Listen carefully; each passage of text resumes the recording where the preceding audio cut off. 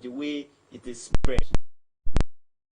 Likely to go very soon is because the only thing that will and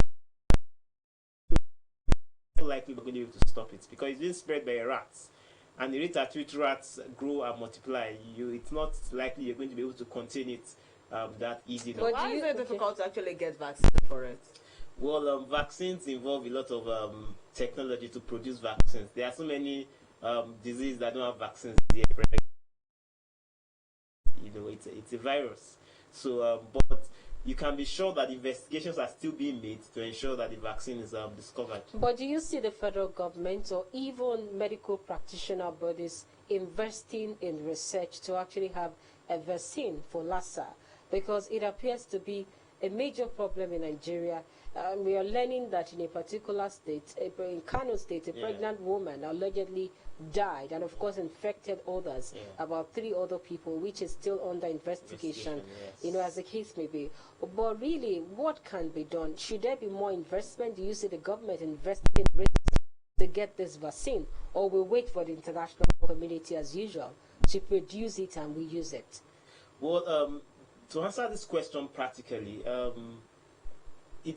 I understand the challenge that the leaders of our healthcare system face, because I remember the last health minister said that they wanted to focus on primary health care because many people are also dying from malaria, from other things like diabetes, like pneumonia and all that. Almost every minute, children are dying from these diseases. So there are other things that are causing problems. So if we take the funds that should be meant to deal with these ones, which we have not dealt effectively with, and focus on Lassa, that would be another problem. So I think I know that the government is working hard on it, but what I don't know is how much will is going into it. But what we can also be sure of is that Nigeria has to prioritize, because the truth also is that yes, people are dying from Lassa, but a lot of people are dying from other common diseases. So and the challenge is that we should not wait for the international community, because someone said if malaria was an American disease, the cure would have been found. So the same thing too, if Lassa was probably affecting them more there, I'm sure they would have discovered the vaccine or something. So I think Nigeria has to intensify efforts, That takes me to the issue of food items. Some people have come out and said, I don't consume some food items because it might be prone and disposed to Lassa fever. Do you share this thought? Well, there are 4 major ways in which Lassa can be transferred from one person to another. One of the first ways is by contact with that rat, the multi-mammate rats. Okay, once the person gets contacted with, whether by feces, its urine, its blood, the person can get the fever. Another way is if the person gets in contact with food items that have been in contact with those rats. Those rats, they enter into homes and they hit food items. So if those rats have contaminated, and some people are so funny that they can take a food that maybe rats are eating part of it and they will cut that part out. Or there's this food where there are a lot of rat feces in the food. That's what poverty has done to people. And people wash the feces out and eat it like that. That could be a way where people get the virus. And also, if the person actually gets in contact with someone that has the disease. So if there's a contact, whatsoever. And it's interesting that even these rats that causes this, some people eat it. And that's, but really, what are the features of this rat? You called it a particular name. Yes. Is it different from the conventional rat that is within surroundings? Because we understand that this comes from the bushes, yes, into the homes. Yes. What are the features of this rat? What is the identification to say, yes, this is a Lassa carrying rat, wouldn't, as the case may be? Well, it's safe actually to guide against any rat, because the rat actually looks more like some other rat, but as they call it, multi-mammate rats. I mean, its mammary glands, have got better developed, that's the breast and all that. But it looks almost like any other rat. Maybe it's bigger, yes, but so one has to be careful of trying to say, okay, you look at the rats. The rats in my homes don't look like Lassa rats. So let me give them. That takes me to another issue, and that's talking about branding. Yes. We know that in other climes we brand our food items. Yes. And that way they actually preserve. Yes. But in Nigeria, you see we have yam flour, we have gari. You see them along the streets where they are actually sun drying them. Yes. And they also pack them, and people continue to buy. Yes. What should we start talking about when it comes to the issue of branding our food items? Well, branding is absolutely important, and I'm sure you know that almost every food item is branded now. Even that's what for those that want to brand them. Even that things that local things like all these kuli kuli and the likes. It's amazing that they even come in sachets. Of course, Gary now comes in branded. So what we need to encourage branded products, and we need to encourage people to actually buy branded product because it's safer, it's healthier. And it shows that the product was properly preserved and processed. But the challenge we're dealing with is the challenge of poverty.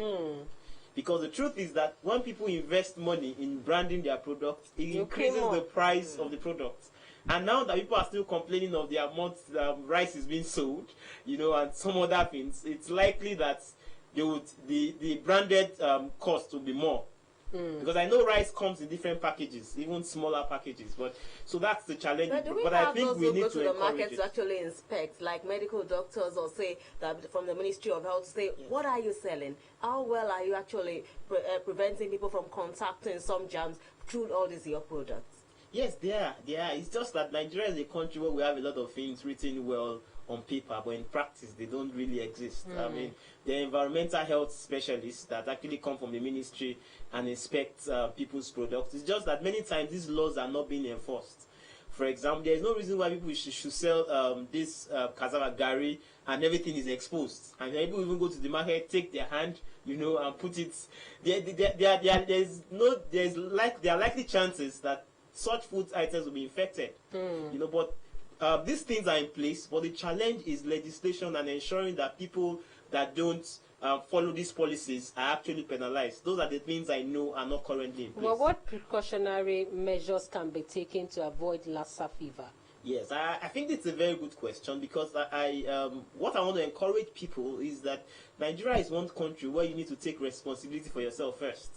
While we're still hoping that the government would sit up and do the things that they should do, we must take responsibility. And it's not as if the government also is not working, but I can tell you there are many people that are sabotaging the efforts of the government at different levels. So when we talk about Lassa, the first thing is for you to protect yourself and protect your family. So number one is that make sure you keep your environment clean so that it's not a conducive habitat for rats or for rodents. Okay, that's number one.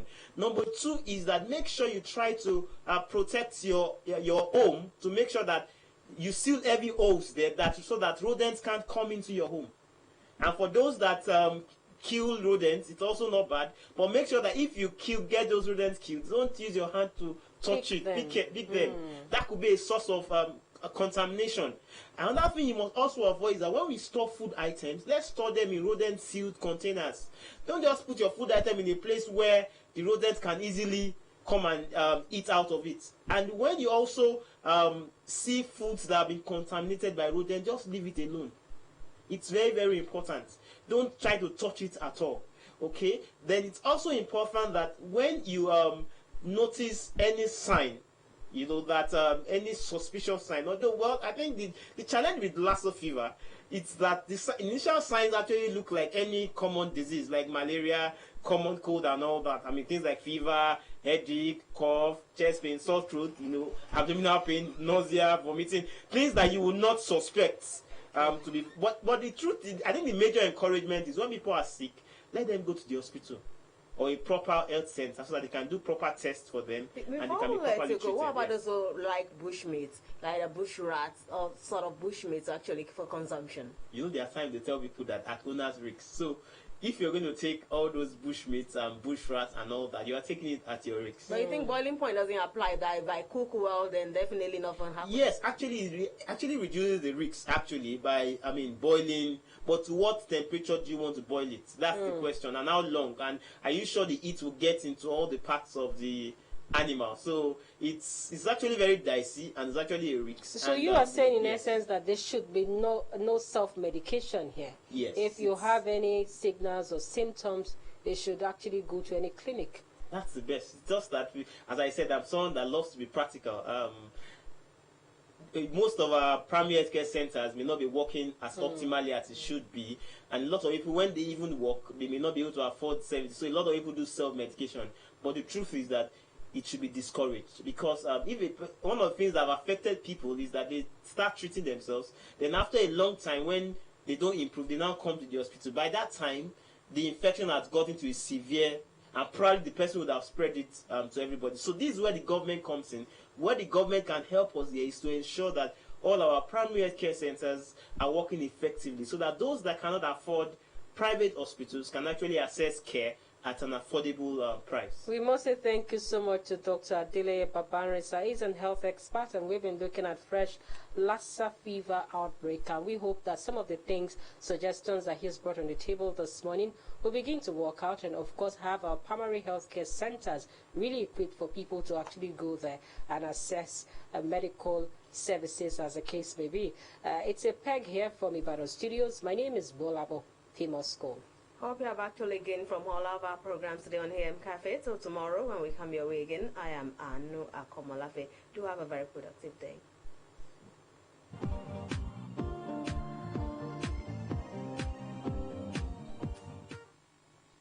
Good morning, and thanks for joining us on the midweek edition of your most informative program on television, if you ask me, talking about AM Cafe. And we're hitting you live from our Lagos studios. Thank you so very much for finding our time to join us. My name is Pius Samuel, and with me in the studio today is my colleague Folashade. Good morning.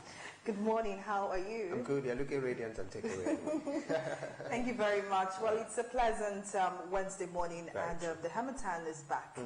Really up and down. Hazy this morning, but we're all grateful and thankful to God. So we'll begin this morning's review today with the Daily Independent. And the first story here says, "Fear grips Northern Christians as Boko Haram says, killing deliberately provocative," says Buhari. Amnesty International says it's appalling. Insurgents demanded 800 million naira ransom, can't reveals. Urges US, UK, Germany to rescue Nigerian Christians. Gunmen attack Nasarawa community, kill cleric, 3 others. Now this is on the front page of the Daily Independent, and you can get details of the story on page 1 of the Daily Independent. Other stories here: Supreme Court affirms Governor Autumn Fintiri's elections. PDP Governors Party congratulates Fintiri Mohammed Autumn Tambuwal. That's on page 5 of the Daily Independent. On page 39, Lagos government clarifies position on Okada tricycles. You'd recall that the story has gained traction, especially in Lagos State, where it was reported that Lagos State government would soon place restrictions on the movement of tricycle and Okada, so to say. I would have said bikes, but now Okada is it's a new word in the Oxford Dictionary, so we can both say freely. Okada. Okay, so I'm just going to take a paragraph or two on that story. It says the Lagos State government said it has not taken a definitive action on the operations of commercial motorcycles, that's Okada, and tricycles, popularly known as Keke Marwa, on some routes across the state. Contrary to the news and circulation on the list of restricted areas, especially on the social media, purporting that the government has banned Okada and Keke Marwa on some routes, the government declared that no such action has been taken, adding that the list is false and unofficial and should be disregarded. Well, is this to say fake news again on social media? Well, I'm not sure it's more of a fake news. I think the government is trying to, retrace its steps, because, that we actually got some films yesterday showing some of the restrictions that were placed. And report says that over 2,000 were placed across, the state. Places like Ojuelegba, Itire, and all of that. So you begin to ask yourself, who were the people that placed those restriction signs? So if the government is coming out to say, we don't know anything about it, you begin to ask yourself, who then did what? So I think the government should come clean. Look at it. Okada prohibited, commercial motorcycles and all of that. If all of this, are in Lagos State, then you begin to ask yourself, who is responsible for placing such restrictions? For me, if you ask me, I think it's the government. Okay, so anyways, I'm very sure that this situation will become as clear as possible. But the most important thing right now is that the Lagos State government has come out to say that there are no restrictions as at now, that they're still trying to, finalize their decision with regards to Keke Marwa and Okada, so to say. That's true, Shade, because, government will always go back and forth. Even yesterday, we caught on camera where police were busy brutalizing an Okada man. You know, probably he went through the restricted areas and all of that. And at the end of the day, the young man was tear gassed at a very, very close range. That could lead to partial blindness, if you ask me. So I think the security agencies should also be called to order, because some of these things, they take advantage of it and start molesting people who go out there to carry out their legitimate business. It's quite sad, but it's Very actually sad. not a new thing. Yeah, it's not a new thing, but we need to talk about it. Exactly, we need to keep because we hammering see it. situations where they extort money from motorcyclists and Okada riders. Well, it's quite sad, but we hope that the government looks into this situation as soon as possible. Well, let's take other stories about the masthead. 18 high-profile looters to be extradited this year, says EFCC. That's on page 4 of the Daily Independent. Drama in Imo's assembly as 9 members defect to APC. We have that story on page 5 of the Daily Independent. Amoteco mobilizing internal security, not call for secession, says Atiku. Ask government, legislature, judiciary to smell the coffee. That's on page 9 of the Daily Independent. Well, other stories here. Police recovered the decomposing body of murdered fireman generator bus in Lagos Canal. That's on page 39 of the Daily Independent. I have a story here. JAMB accuses banks, CBT centers of extorting UTME candidates, reveals why NIN registration was suspended. 2 suspects paraded in Abuja.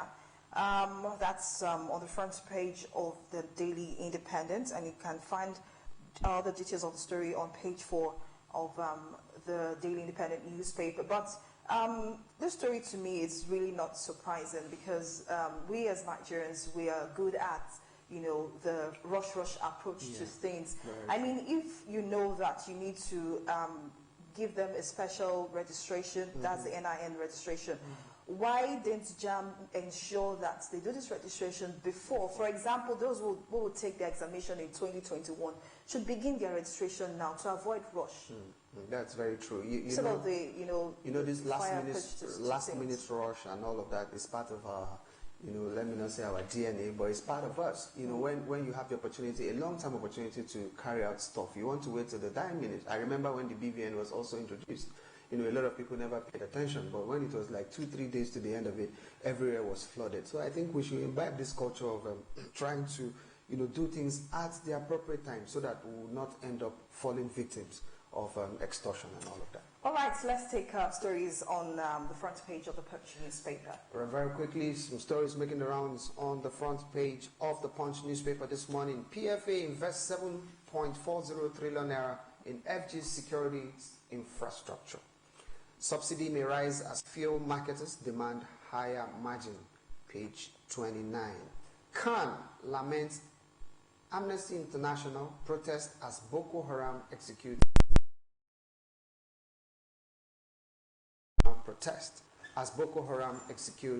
Adamawa cleric. FG wants high-profile looters extradited.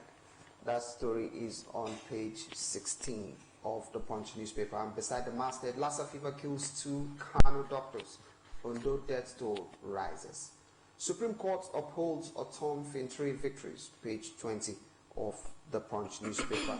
Operation Amotekun presidency governors meeting called off. Southwest holds rallies.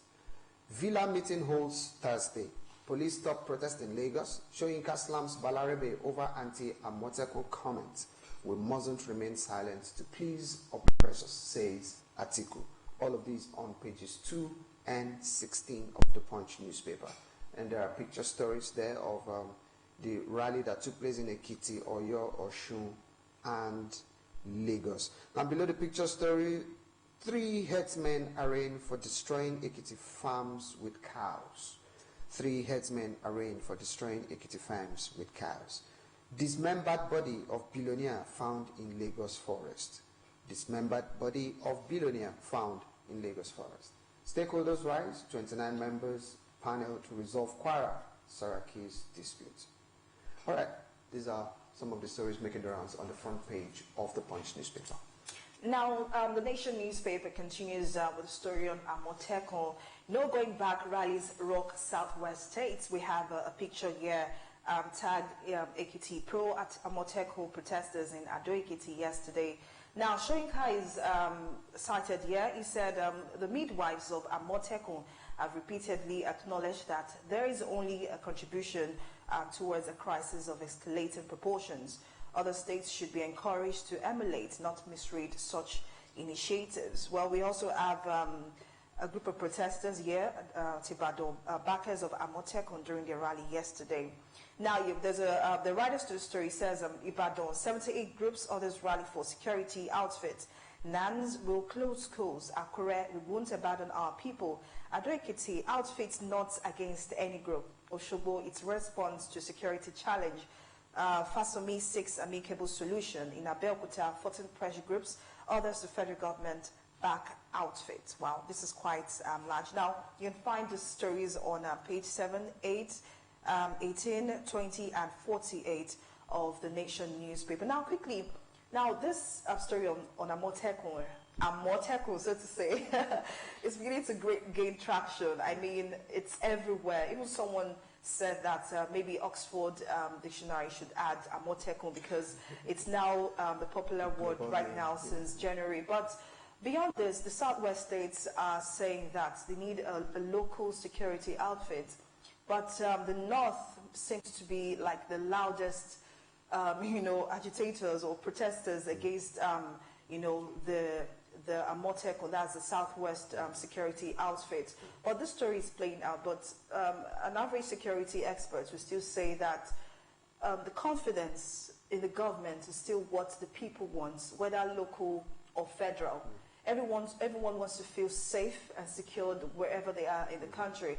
And as one elder statesman once said that the issue of Amotekun is more or less a reflection of the failure of the federal government to provide security of the lives and properties of the people. So basically, we hope that these issues, find a middle ground. That's the Southwest government and the federal government, because the most important thing is security of lives and property. Yeah, the first thing that comes to mind is that what is the federal government afraid of? And the next question is, what are the northern groups afraid of in Amotekun? That's a very salient question. When we have answers to these questions, we'll be able to know exactly what their fears are. Because in the north, you have the Hezbollah, or what do you call them? Hizbah. And nobody is making any noise about it.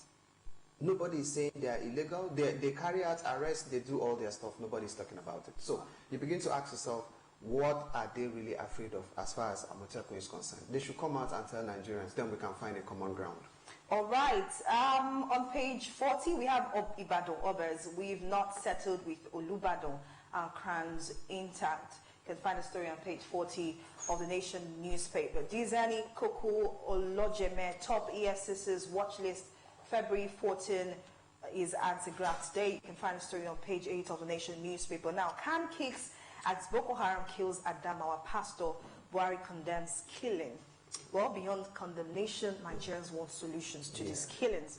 And someone once said that no single, I've not verified this, but the person said that no single Boko Haram that has been captured or arraigned to court, so to say. So we want a face to these people, whether bandits, headsmen, or whatever. You want a face, and who are those that are funding this? There are lots of security questions to this, but this is not the time to talk about it. So let's head now to the Nigerian Tribune for more stories. Quickly to the Nigerian Tribune. Oxford Dictionary adds Okada to Kumbo, Bukateria, downfall, 22 other Nigerian English words. That's interesting. I need to get one dictionary. And below the masthead, Supreme Court upholds Otom Finchery's elections. EFCC set to repatriate 18 high-profile looters. That's coming from Magu. How middle-aged stress, economic challenges make men prone to depression, stroke, and suicide. Page 2 and 3 of the Nigerian Tribune. Boko Haram's murder of Khan chairman, Amnesty International. Khan tackle Buhari security chiefs. Execution provocative. That's on page 30. Imo Deputy Speaker resigns. 9 lawmakers defect to APC. Page 8. Malami's letter on Oyo LG subjudice. That's on page 32. That's coming from the government. Lassa fever spreads to 5 LGs in Ondo. Death toll rises. Page 34. And rally for Amotekun holds in southwest states. Leaders blast Mieti Allah. Police block venue rally in Lagos. Showing Katako's Balarabe Musa back Operation Amotekun with laws now. Falana tells southwest governors. These are more on the Nigerian Tribune. All right, we have more front page stories for you on the front page of the Guardian newspaper, but time is not on our side. We need to head now to Ibadan for the rest of the program on the AM Cafe. But we're saying a very big thank you for joining us on today's edition of the newspaper review. Hope to see you again tomorrow. My name is Folashade Ogorinde.